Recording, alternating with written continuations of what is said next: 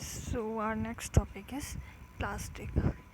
Okay, so जो हमारी plastics होती हैं वो दो तरीके से अरेंज होते हैं उनके पार्टिकल्स. सो एक तो ये है लीनियर अरेंजमेंट होता है, एंड एक होता है ये cross linked arrangement. Okay, so जो प्लास्टिक्स होती हैं, प्लास्टिक भी क्या होती है, एक पॉलीमर्स ही होती है वो. मतलब सिंथेटिक फाइबर जो होता है उसी का ही एक पॉलीमर होता है. ठीक है. सो यहाँ पर ये जो प्लास्टिक्स होती है, हमने इनके दो अरेंजमेंट अभी देखे. एक तो लीनियर था एंड एक क्रॉस लिंक्ड था. ओके, सो जो प्लास्टिक्स के आर्टिकल्स होते हैं वो हर एक साइज़ में, हर एक शेप्स में हमारे को ईज़िली अवेलेबल होते हैं. सो और ये जो प्लास्टिक होती है ये क्या है, ईज़िली मोल्डेबल होती है. मोल्डेबल मीन्स क्या है, हम इसे ईज़िली हम मेल्ट करके किसी भी हम शेप में दे सकते हैं. किसी भी शेप हम इसका बना सकते हैं. एंड इनको रिसाइकिल भी किया जा सकता है, रीयूज़ भी किया जा सकता है, कलर हम कर सकते हैं, इन्हें मेल्ट कर सकते हैं, रोल्ड कर सकते हैं इनटू शीट्स में ताकि इनके वायर्स बना सकें. एंड बहुत सारे यूजेस होते हैं इनके, आप देख सकते हैं लाइक चेयर्स होती है, जो बकेट्स होती है हमारी. सो ये सब क्या होते हैं, हमारे प्लास्टिक आइटम्स होते हैं. ध्यान एक हमारा आता है पॉलीथीन. पॉलीथीन मतलब पॉली प्लस एथीन. ठीक है. सो ये भी एक प्लास्टिक का एग्जाम्पल है. जो हम पॉलीथीन बैग यूज़ करते हैं वो यही होता है, पॉलीथीन ही होता है. मतलब एथेन जो होता है उसकी एक यूनिट काफ़ी अलग अलग यूनिट से जुड़ी हुई होती हैं. तो ये क्या बन जाता है, हमारा पॉलीथीन.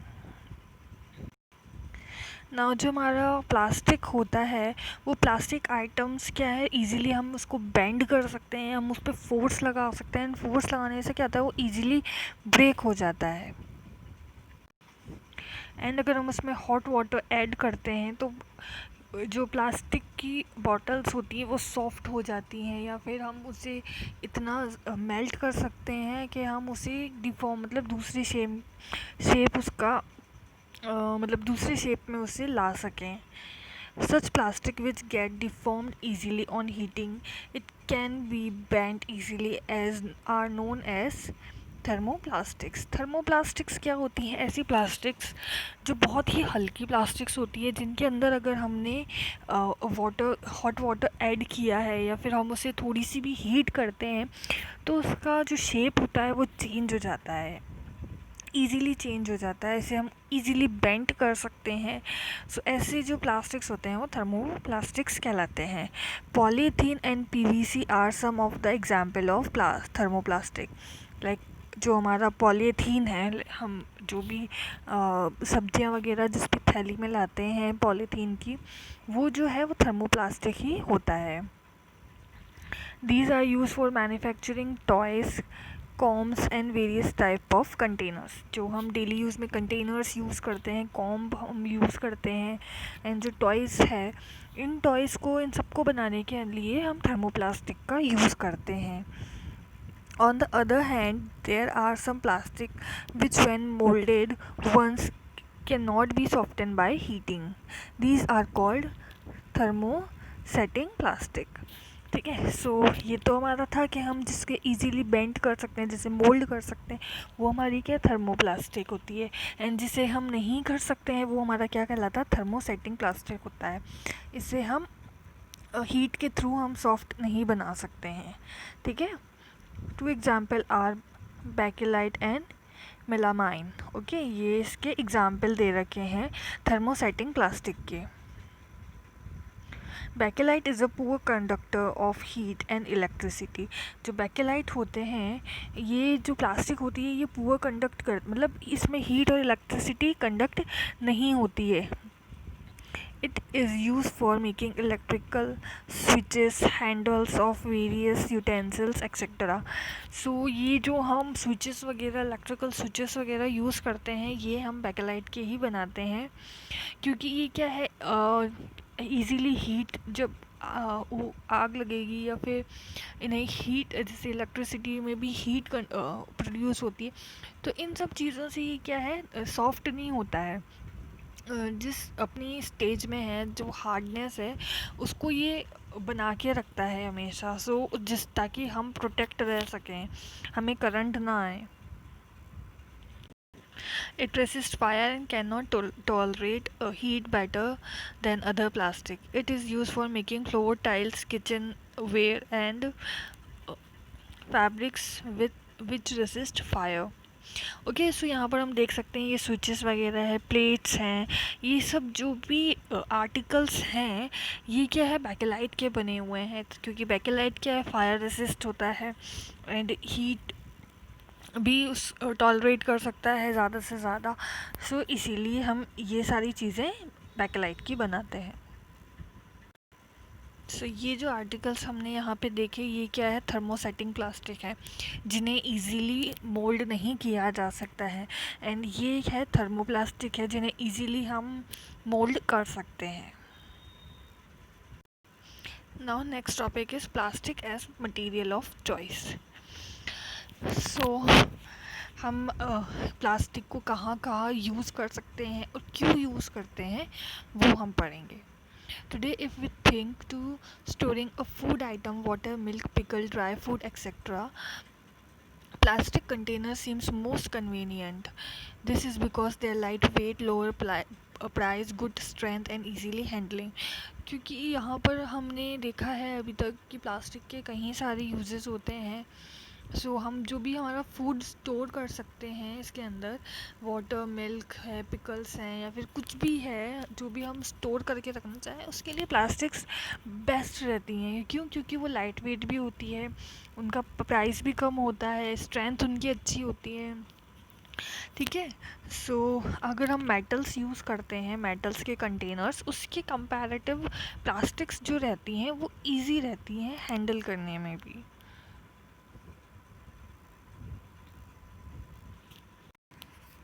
नाउ क्यों क्यों हम यूज़ करते हैं? So first reason is plastic is non reactive. जो प्लास्टिक होती है नॉन रिएक्टिव होती है। जैसे हम जो मेटल्स के अगर हम कंटेनर्स यूज़ करते हैं तो वो उनमें रस्टिंग की कंप्लेन आती है, मीन्स उसमें जंग लग जाता है। बट जो प्लास्टिक्स है वो नॉन रिएक्टिव होती है, तो वो वाटर है चाहे एयर है उसके साथ रिएक्शन ही नहीं करेगी, तो वो उस पर जंग भी नहीं होगा या फिर और कोई भी प्रॉब्लम नहीं होगी उसके अंदर। सो इसीलिए हम उसमें प्रेफर करते हैं प्लास्टिक्स कंटेनर्स का। Now second reason is plastic is light, strong and durable. जो प्लास्टिक होती है वो लाइट भी होती है वेट में, स्ट्रॉन्ग होती है, इजीली ब्रेक नहीं हो सकती है, ड्यूरेबल रहती है, उसे हम कहीं टाइम तक यूज़ कर सकते हैं।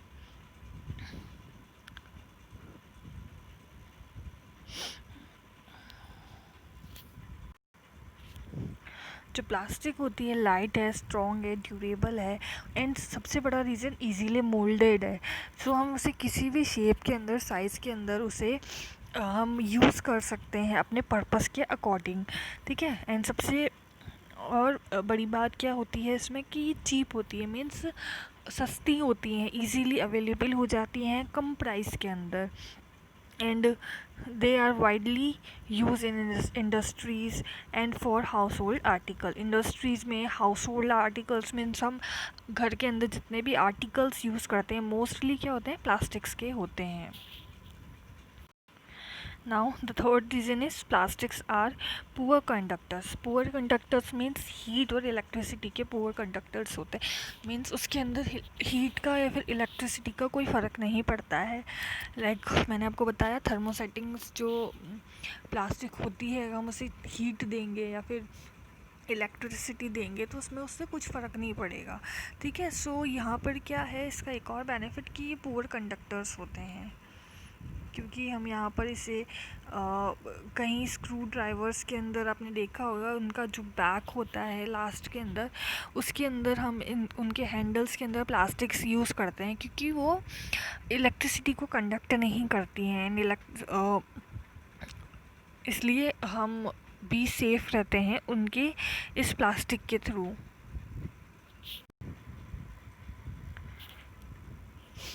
सुनाओ प्लास्टिक्स के और क्या क्या यूजेस हैं। यहाँ पर हम देख सकते हैं कि इंडस्ट्रीज़ के अंदर भी, हेल्थ केयर इंडस्ट्रीज़ के अंदर, मतलब जो हम हॉस्पिटल्स होते हैं, मेडिकल लाइंस होती हैं, वहाँ पे भी प्लास्टिक्स का यूज़ किया जाता है। लाइक जो थ्रेड्स यूज़ करते हैं स्टिचिंग के लिए, लाइक हम स्टिचिंग जो करते हैं, मतलब किसी की चोट लग जाती है, स्टिचिंग के लिए जो थ्रेड होते हैं वो प्लास्टिक्स के यूज़ करते हैं। एंड जो टैबलेट्स हम लेते हैं, दवाइयाँ हम लेते हैं, उनकी पैकेजिंग के लिए भी हम प्लास्टिक्स यूज़ करते हैं। डॉक्टर्स के जो ग्लव्स होते हैं वो भी प्लास्टिक्स के होते हैं। सिरिंजेस होती हैं, इंजेक्शंस जो होते हैं वो भी प्लास्टिक के होते हैं। सो काफ़ी यूज़ है इसका। देन कुकवेयर के अंदर हम कहाँ यूज़ में लेते हैं, माइक्रोवेव्स में यूज़, माइक्रोवेव्स ओवन में यूज़ लेते हैं। जो हमने प्लास्टिक्स देखी होंगी, माइक्रोवेव्स के लिए अलग तरह की प्लास्टिक्स होती हैं जो माइक्रोवेव सेव होती हैं। ठीक है, अगर हम उन्हें माइक्रोवेव्स में रखेंगे तो जो उसकी वेव्स होंगी उसकी वजह से उस प्लास्टिक का कुछ भी नहीं बिगड़ेगा। वो जैसी है, जिस शेप में है उसी शेप में रहेगी। देन हम टेफ्लॉन कोटिंग की बात करें, टेफ्लॉन कोटिंग होती है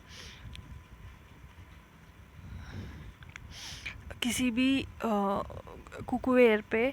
सो ये नॉन स्टिक होता है, मतलब इस पे वाटर या फिर ऑयल है वो स्टिक नहीं करता है। सो यहाँ पे हम टेफ्लॉन कोटिंग का वहाँ यूज़ करते हैं। देन ये फायर प्रूफ प्लास्टिक्स जो होती हैं उनका भी यूज़ होता है। कहाँ पर, जैसे हम जो भी हमने देखे हैं, जो हमारे फायरमैन्स जो सूट पहनते हैं वो भी क्या होते हैं, ये मेलामाइन के प्लास्टिक जो होती है उसके बने होते हैं, जो कि फ्लेम रेसिस्टेंट होते हैं।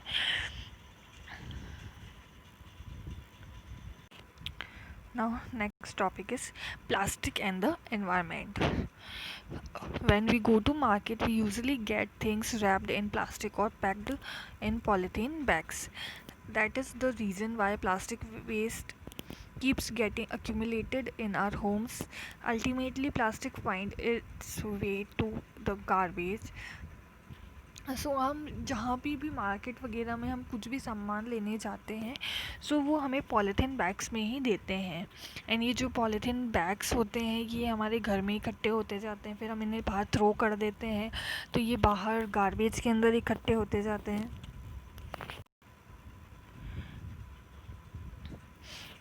बट ये क्या है, बायोडिग्रेडेबल नहीं होते हैं।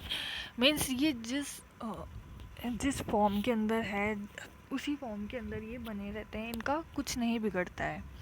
ठीक है, so a material which get decomposed through natural process such as action of bacteria is called biodegradable. So biodegradable क्या होता है कि जिस भी चीज़ का, चाहे वो प्लांट्स वेस्ट हो, चाहे वो एनिमल वेस्ट हो, या कुछ भी हो, उसका अगर बैक्टीरिया के थ्रू या किसी भी माइक्रो ऑर्गेनिज्म के थ्रू अगर उसका डिकम्पोजिशन हो रहा है या हो सकता है, तो वो जो गार्बेज होगा वो क्या कहलाएगा, बायोडिग्रेडेबल कहलाएगा। ठीक है, एंड जिनका नहीं हो सकता है डिकम्पोजिशन उनको नॉन बायोडिग्रेडेबल कहते हैं। Now in this table we can see कि हमारे जो वेस्ट होते हैं, जो गार्बेज होता है, उसके अंदर क्या क्या हो सकता है एंड वो कितने मंथ या फिर कितना टाइम या कितने डेज लेता है डिकम्पोज होने में। ठीक है, सो जो पील्स और वेजिटेबल फ्रूट्स, जितने भी वेजिटेबल या फ्रूट्स के पील होते हैं, छिलके होते हैं, वो क्या है 1 से 2 हफ्ते लेते हैं। ठीक है, पेपर होते हैं वो 10 to 30 डेज़ लेते हैं। कॉटन क्लोथ्स होते हैं वो 2 to 5 मंथ्स लेते हैं। वुड होता है वो 10 to 15 ईयर्स लेता है। वुलन क्लोथ्स होते हैं वो 1 साल ले लेते हैं। Tin, aluminium and other metals जो होते हैं वो 100 से 500 साल तक। एंड जो प्लास्टिक होते हैं वो सेवरल ईयर्स, मतलब उन्हें बहुत टाइम लगता है, बहुत ज़्यादा टाइम लगता है पूरी तरीके से डिजनरेट होने में।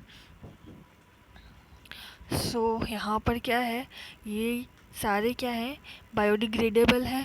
बट ये जो दो हैं, ये जो मेटल्स होते हैं वो, एंड ये जो प्लास्टिक्स होती है वो, ये क्या है, नॉन बायोडिग्रेडेबल होते हैं। Since plastic takes several years to decompose, it is not environment friendly. So plastics होते हैं वो आपने देखा है कि कितना टाइम लेता है, कोई फिक्स टाइमिंग नहीं होती है उसकी।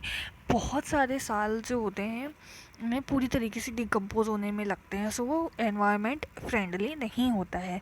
एंड अगर हम उसे बर्न करेंगे उन प्लास्टिक्स को तो क्या होगा, वो जो बर्न करने के बाद क्या होता है, उनमें से पॉइजनस फ्लेम्स निकलती हैं, पॉइजनस गैसेस निकलती हैं जो कि एटमॉस्फेयर के अंदर एयर पोल्यूशन को कॉज करती है, एयर पोल्यूशन फैलाती है एंड हमारे लंग्स के लिए, हमारे लिए बहुत हार्मफुल होती है।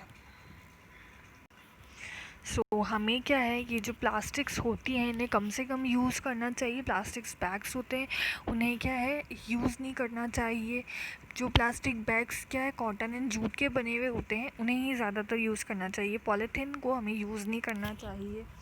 एंड बायोडिग्रेडेबल और नॉन बायोडिग्रेडेबल जो गार्बेजेस होते हैं उन्हें अलग अलग डिपॉजिट करना चाहिए, मतलब अलग अलग रखना चाहिए उसे।